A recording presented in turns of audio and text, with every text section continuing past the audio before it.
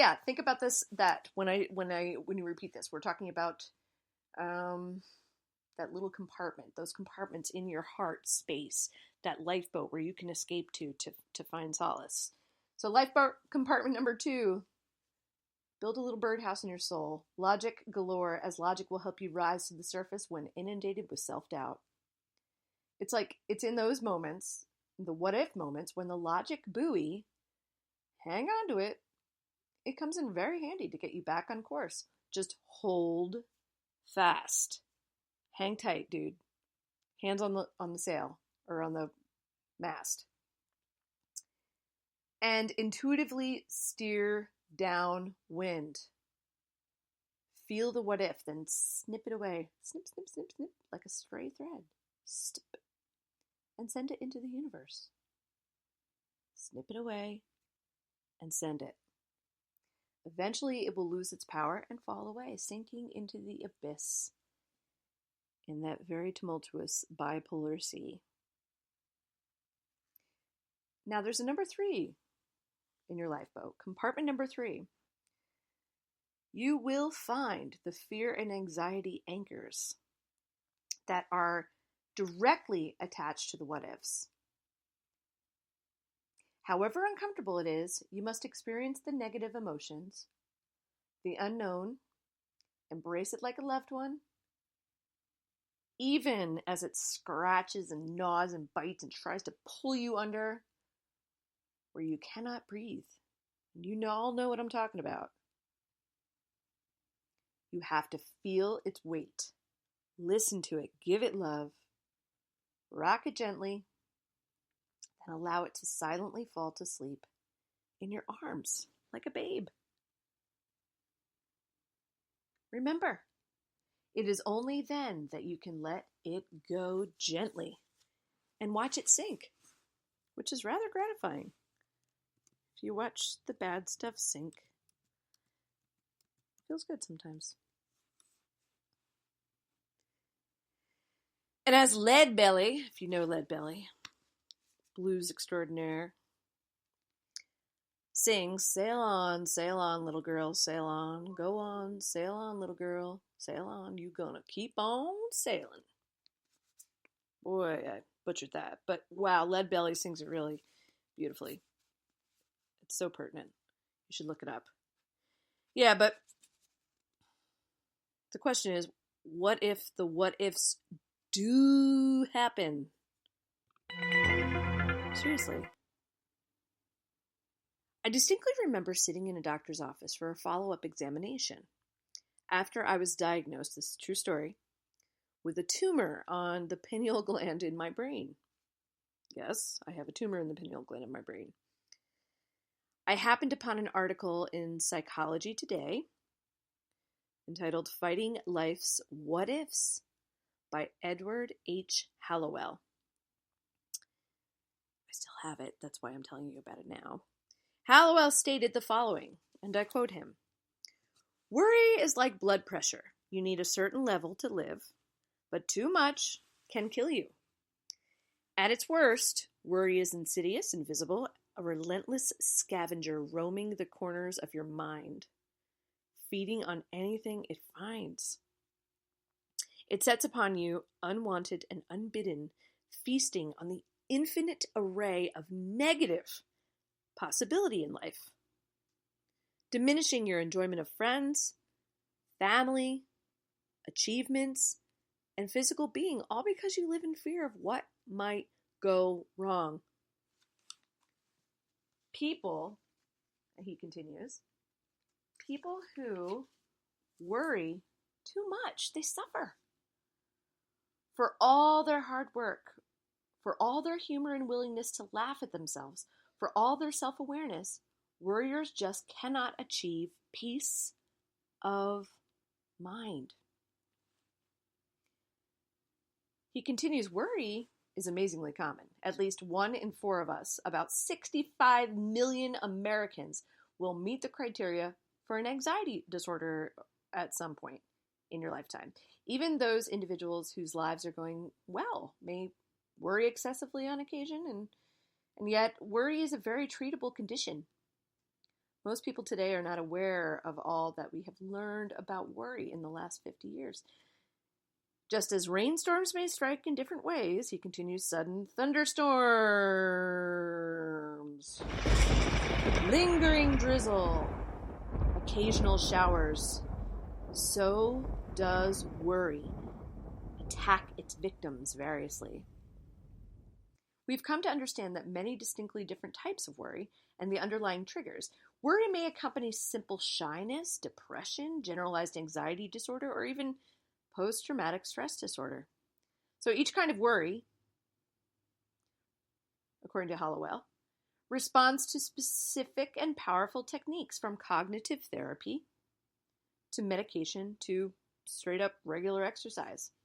Hollowell later states that worry sometimes begins with a negative possibility, a mere what if. Then it burgeons up out of the information that originally was neutral or innocuous. One of my patients, he says, Becky, calls these endless what ifs SBPOWSs, which stands for spontaneously branching polymers of worry. I like that. She pronounces SBPOWSs as spouse because she claims her husband is the source of most of her worry.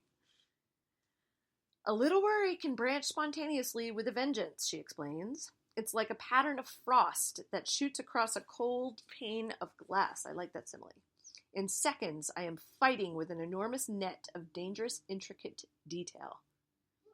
You can't believe how quickly I go from dealing with one worry to having a jumbled mess of them, she says. Hallowell continues, this kind of worrier broods incessantly. Can you relate, ladies and gentlemen? I can. When the mind obsesses over negative outcomes at the mere hint of one, the worrier is suffering from a type of obsessive-compulsive disorder, OCD, and about 5 million Americans are afflicted with OCD. And though we do not have a cure, we do have excellent treatments that can drastically reduce the severity of the symptoms. In OCD,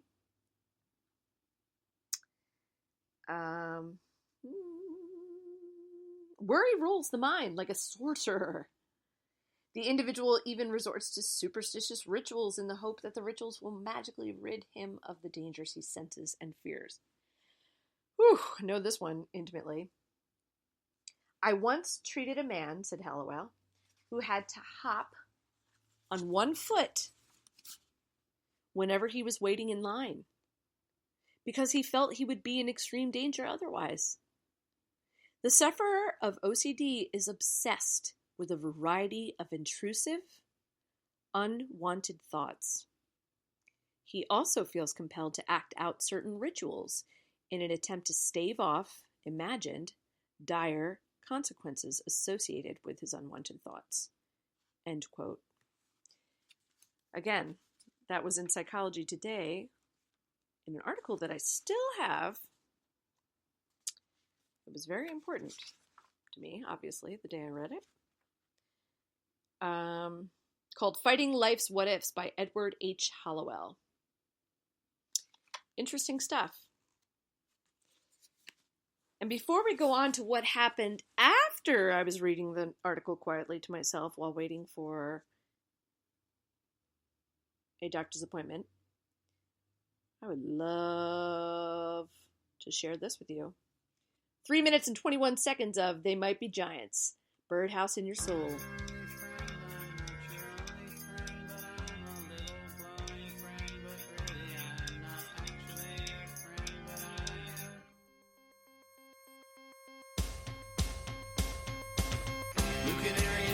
The light switch, who watches over you?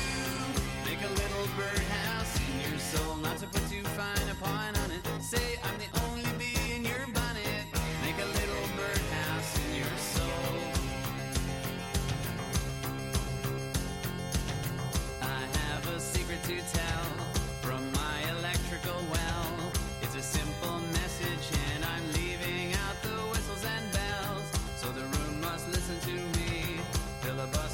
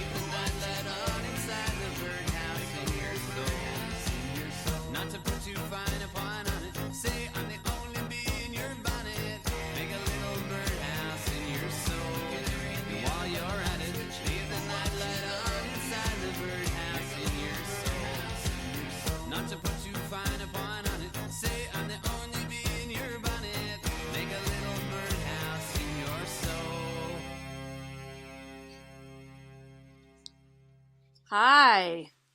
Ah, blue canary in the outlet by the light switch. Who watches over you? Right, Riv? Say hi, Riv.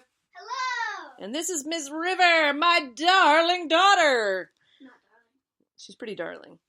Anyway, so I wanted to share that with you. They Might Be Giants, Birdhouse in Your Soul, because that song, it reminded me, of course, of what I was explaining to you a little bit earlier, but I also want to send that out to my dear, dear old friend, Mr. Kelly Pavon.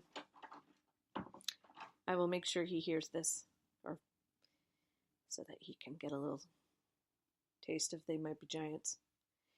I also want to send that out to Michelle Senek. You know, while I'm at it, how about Geraldine Restivo? 3 people. Oh, you know what? I'm going to throw that out to my dear sister by another mother, Jennifer Gilio, while I'm at it too. Okay, so the song is nostalgic. Good stuff. They Might Be Giants. So much fun. And yeah. Say, I'm the only bee in your bonnet. Let's come back. So here we are. So we heard about Howell, or Mr. Hallowell, and he was telling us all about OCD, and this is, you have to go back into the mind of me. That was me, A. Grime, sitting in a, what do you call it, waiting room, waiting for a discussion with the doctor about a tumor on my brain, okay? And I was reading that article, and I saved that article. And then I was interrupted by an agitated nurse who had been trying to get my attention while I was immersed in the article. Miss Grime. My mother snapped. Amanda! Oh, I'm sorry. I fumbled with the magazine. The nurse impatiently waved me on toward the neurologist's office as I tore the article out and folded it into my pocket. The nurse glared at me, and my mother rolled her eyes at my very deliberate thievery. Oh, I'm sorry. I should have asked. I didn't mean to deface the magazine. She sneered. Yeah, that was an accidental tear, fold, and fall into your pocket, I presume, too. She rolled her eyes and showed me to the examination room. It worked. I felt like a complete jerk. So I had been suffering a series of debilitating headaches and vision impairment spells that I thought were completely random. And after a good month of consistently weird episodes while working at a restaurant, I decided to tell my parents. They, in turn, made an appointment